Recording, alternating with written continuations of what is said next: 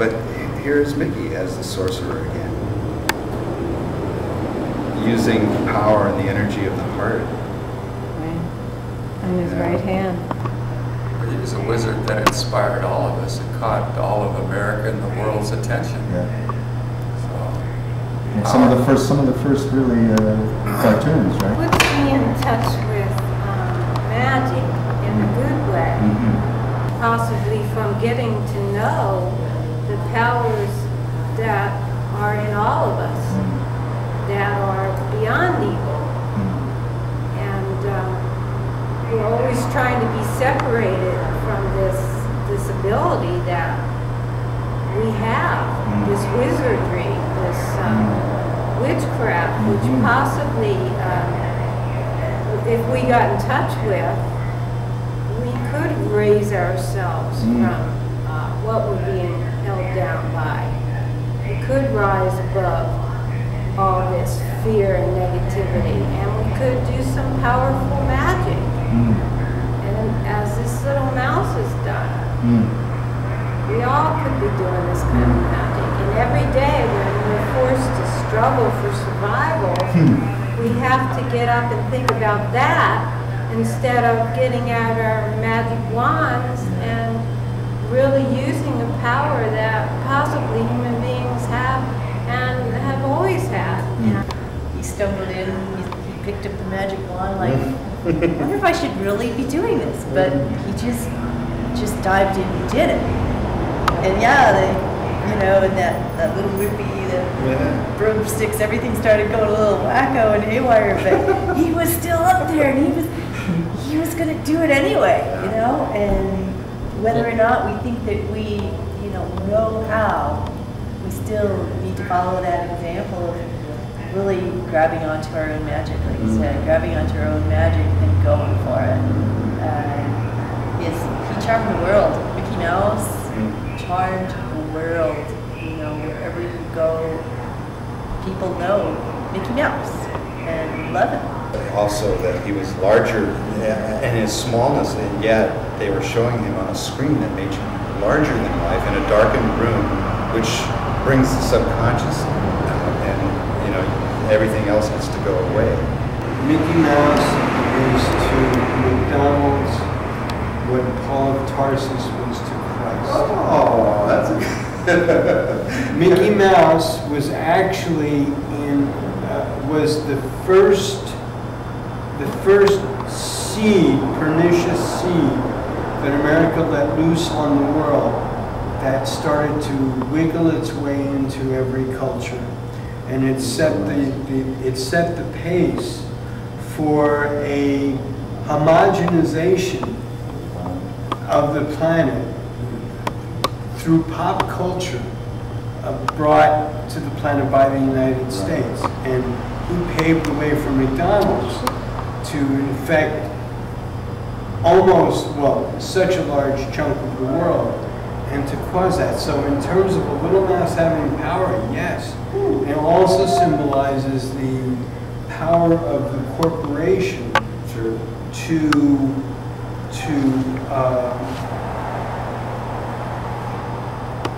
narcotize a population so that to preserve the wonderfulness of being able to sit in a theater and look at this big projection of how life is supposed to be.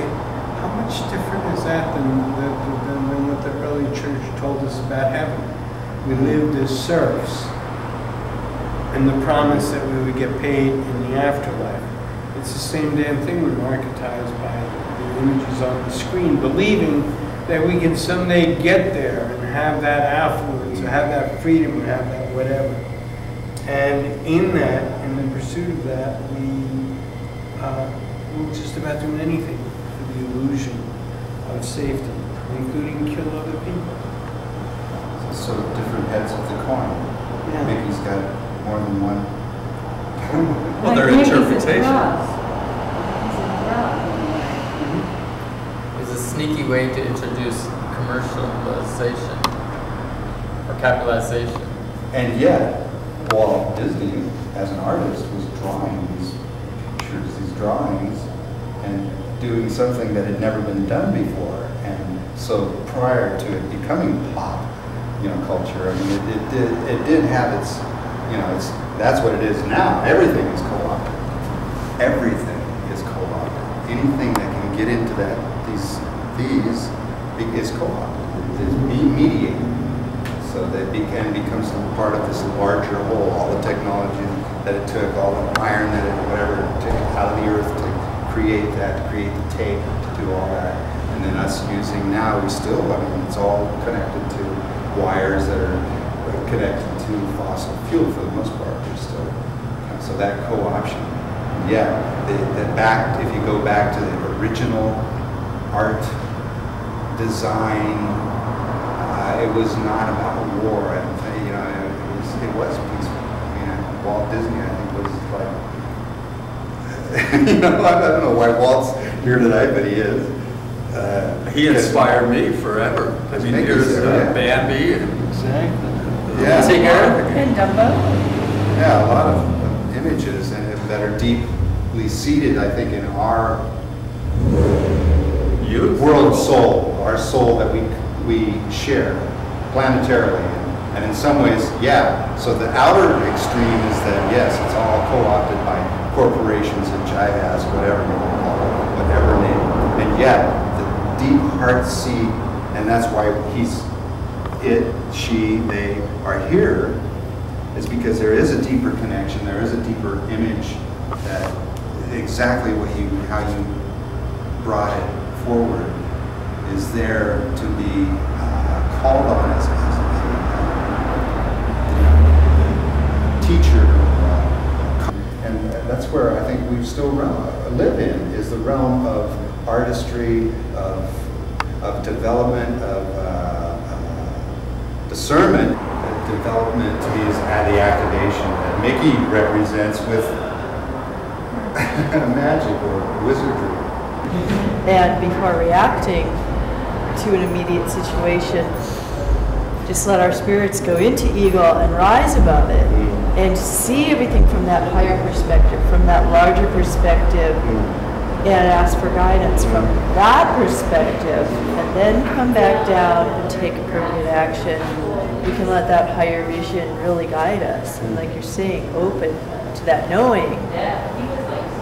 And I believe that when we do rise up, that we'll be guided to make decisions that will create harmony and beauty and peace more and more. Yeah, like in that movie, I can't think of the name of it, but that choral is reminding me. Build it and it will hum. That movie, but you're doing something, but you don't know why you're doing it, and it's just like you're building this mound in your living room, and you have no idea, and your neighbors all think you're nuts. Why are you building it? Or that cornfield, or whatever. that ark. Or that ark, right? Why am I doing this? You got the vision. Or that spaceship. Oh, a spaceship. Right. The arc of the rainbow. So that it's back to Mickey.